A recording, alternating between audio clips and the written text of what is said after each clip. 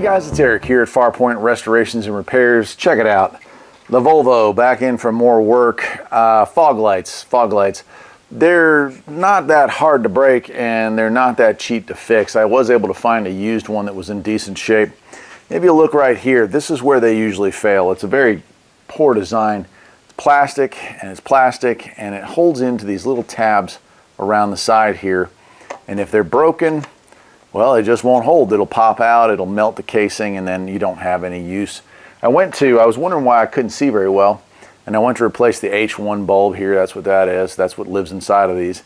And I saw it just dangling and was like, what's going on? And a little further work, a little further looking, and I realized that that had been cracked and shattered.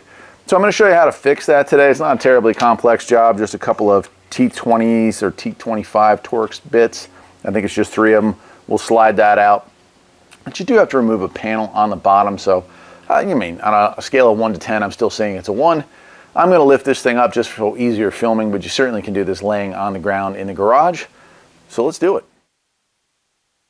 So here it is. This is exposed now. You've got 1, 2, and a third one a little up higher that's a little bit out of camera view.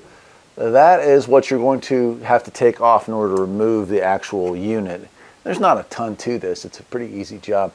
I'll move the camera around a little bit so you can see a little bit better in here. There you go. You can see the screws there. That's all you're taking out is 3 screws. The plug is actually okay. The plug's actually okay on this, but I'll go ahead and replace it since the unit that I bought came with the new one. Now let me go ahead and take those out.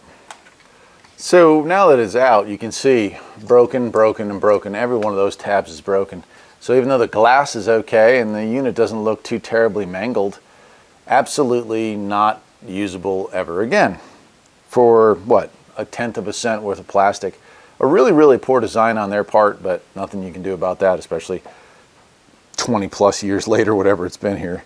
So I'm just going to go ahead and swap that out and insert the new one in the same spot, and we're going to be back together in no time.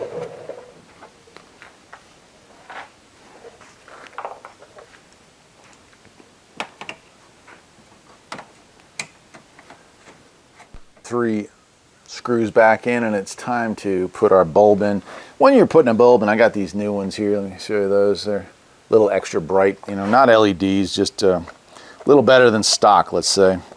So I'm going to go ahead and get these out of the box, and we're going to install those with this. Just remember when you're doing this that you don't want to touch the glass on these bulbs. That's what causes them to wear quicker. And these H1s are a little trickier than most because they don't really screw in. They just kind of sit in here. But we're going to go ahead and hopefully get those back into place. So once you've got that put back in, well, you just got to put your 1 screw back in to put that cover on. Mine had a zip tie, so I'm going to be adding a zip tie to mine, but there we go. That's all you're going to do. I'm going to zoom out and show you that. Why do I even care?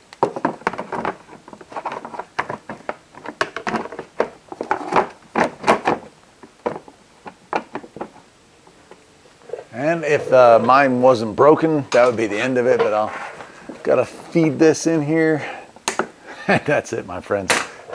So that's it. I'm gonna put the light bulb in on the other side, but I know this probably wasn't the best lit video that I could make, but I really didn't know how else to get in there and show it to you.